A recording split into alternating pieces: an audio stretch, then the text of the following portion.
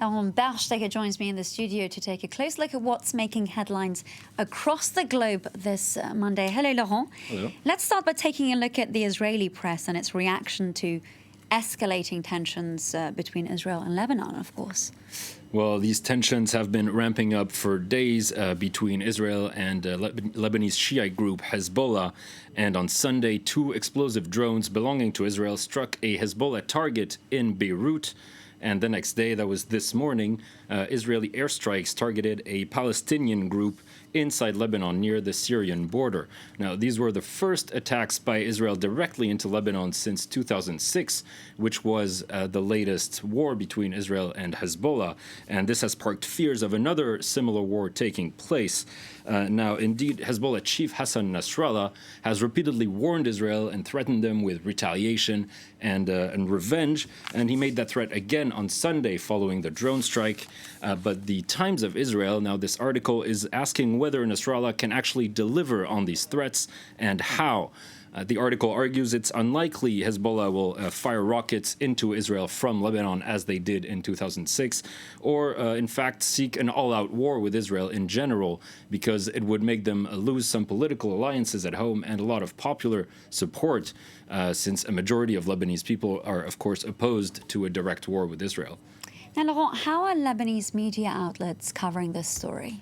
Well, of course, the Israeli strike this morning hasn't gone down very well in Lebanon, and the general sense is that the country is being dragged once again into a war that's not its own. Specifically, according to Lebanese daily L'Orient Le Jour, it's the Iranian-Israeli conflict that's once again spilling over into Lebanon. We know that Hezbollah is a group that's supported and funded by Iran. Well, according to this article, this conflict is now playing out on 3 fronts. We already saw it in Syria and in Iraq, and now the Lebanese front is open as well. It could threaten to engulf the entire region with it. Now, Laurent, as you mentioned, when it comes to regional tensions, Iran is a very significant player. Now, in line with that, we, of course, had a rather surprise visitor at the G7 summit in the name of Iran's Foreign Minister, Javad Zarif. Well, that's right. It's been an eventful and a strange couple of days in Biarritz for the G7 summit, and surprisingly, the Iranian question has surfaced as a central topic of this meeting. This is largely due to French President Emmanuel Macron, who attempted what Le Figaro calls a diplomatic breakthrough on Iran at the summit. Apparently, he and his team had been waiting for an opening to bring the Iranian question back for months, and the opening presented itself on Saturday, where at a dinner, all the G7 leaders apparently came to a consensus on what commitments they wanted Iran to take.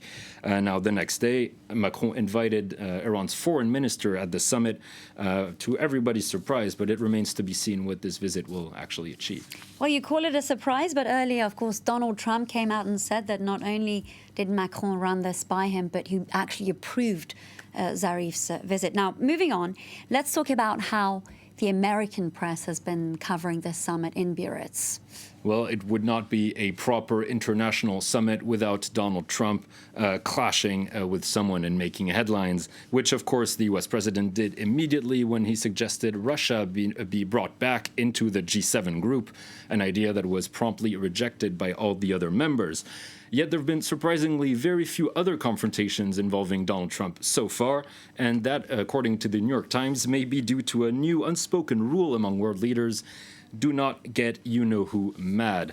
The article argues that heads of state have learned to deal with Donald Trump by gently nudging him towards their ideas, and I quote, wrapping these views in a French crepe of flattery, which the president very much likes. It's a great trick to avoid conflict with Donald Trump, but it can lead to some confusion and misunderstandings. The article notes several instances where that happened, including, for instance, when Trump said that everyone agreed with him regarding his trade war with China, which is not really the case. Now, I'd like to stay with Trump if we can. Of course, more confusion from the U.S. president. Another idea on how to deal with climate change. Well, according to news website Axios, it's an idea the president has repeatedly floated in the past few months, nuking hurricanes to stop them from reaching the U.S. The idea is to drop a bomb in the eye of the storm to dissipate it. Now, this idea apparently already existed before. It's not Trump's own idea. It's been around for a while, but scientists say it probably won't work. We don't know for sure, and also it carries the great risk, in case of nuclear bombs, of creating radioactive fallout that would be carried by the storm. Now, hopefully, U.S. officials and Trump advisors will be a little less diplomatic than G7 leaders when they reject this idea. Indeed, and of course, a lot of disarmament groups are up in arms against this idea. Laurent Berchtesgaden, thank you so much for that update. If you want to follow Laurent's stories, you can always go to our website. That's www.france24.